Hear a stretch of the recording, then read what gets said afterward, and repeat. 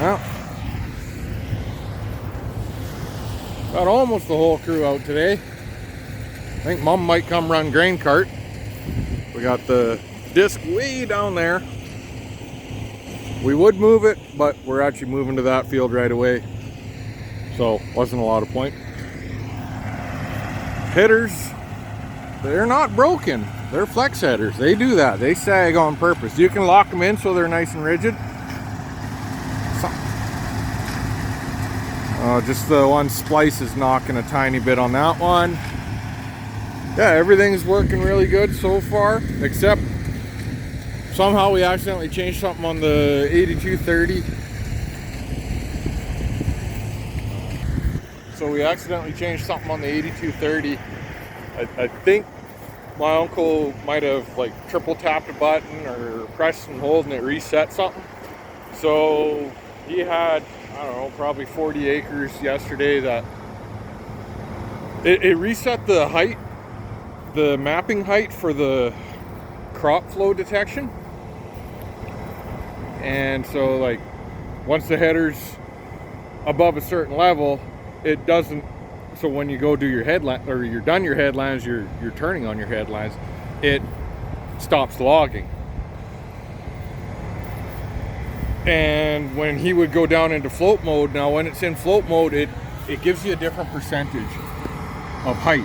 So you're still reading height, but it switches over to like a float percent, so a percentage of your range. So usually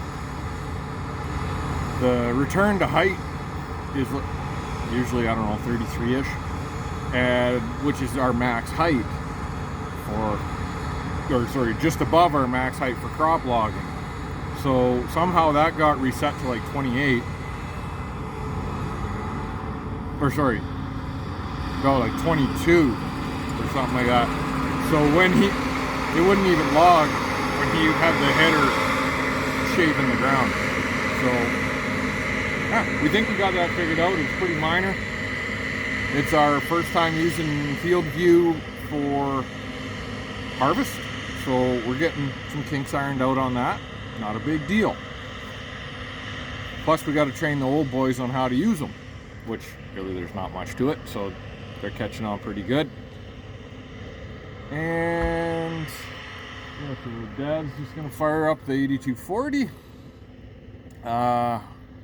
We had the Delta track running this morning because we unloaded some grain. I had this grain truck in the shop this morning. I ended up having to fix a brake plot. We noticed it was leaking a while back, but it was very intermittent, and you'd know because it would be leaking through the handle in the cab. And I pulled it, and usually you could like pull it 2 or 3 times and it would stop leaking. So it's just something sticking, I thought.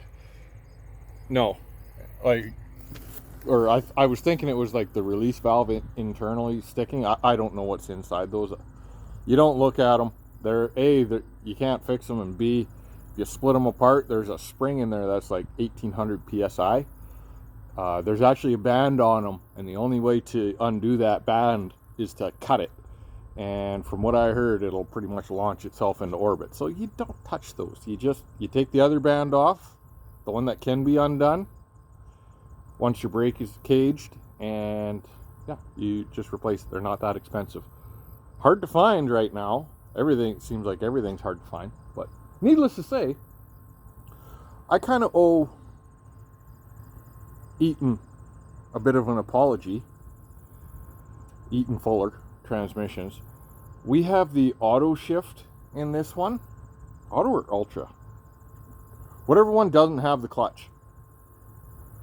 And from day one that we had it, I always found it shifted a bit funny. And if you weren't on really firm ground, it was really lurchy. Like you'd have to rev it up and boom, and then it would go and release. And I always said it felt like it had an inertial brake on it. Well, it turns out that pot was probably dragging the whole time, because as soon as I changed out that pot this morning, it worked like a brand new truck. Like I put it in gear and it was wanting to just stroll. So yeah, got that working. The old Volvo had to get put into action. We're only hauling like half a mile right here, and I can pretty much keep up. And then the way we've kind of got it set up is, well, like I said, Mom's probably going to come run grain cart today, and that will free me up. I should be able to keep up no problem. Oh, he's just getting started. Not a ton of dust. Yeah, it's okay. It's good. So usually I can keep up with this guy. It's really nice to run for no other reason than it's got air conditioning. I would actually prefer to run the Volvo. Oh, a little bit. I say that. I might actually start really enjoying this now that we've got the brake issue fixed where it was lurchy. Volvo doesn't have air conditioning. No, it does, but it doesn't work. So we've got the Volvo sitting around as backup. If we need to keep going, we can just dump into that and we'll run 2 trucks. And if we happen to be having a banger, we'll just keep on dumping a little bit into the semi, just enough to keep going. We don't really want to do that right now because we have some bins at the airport, and I'll shoot a little bit. And it's just a really tight road. It's not really set up for me to unload a semi there. In either of the yards, it would be fine. It's just, it'd be really tight. So we really want to avoid filling the semi at the moment. But other than that, I think we're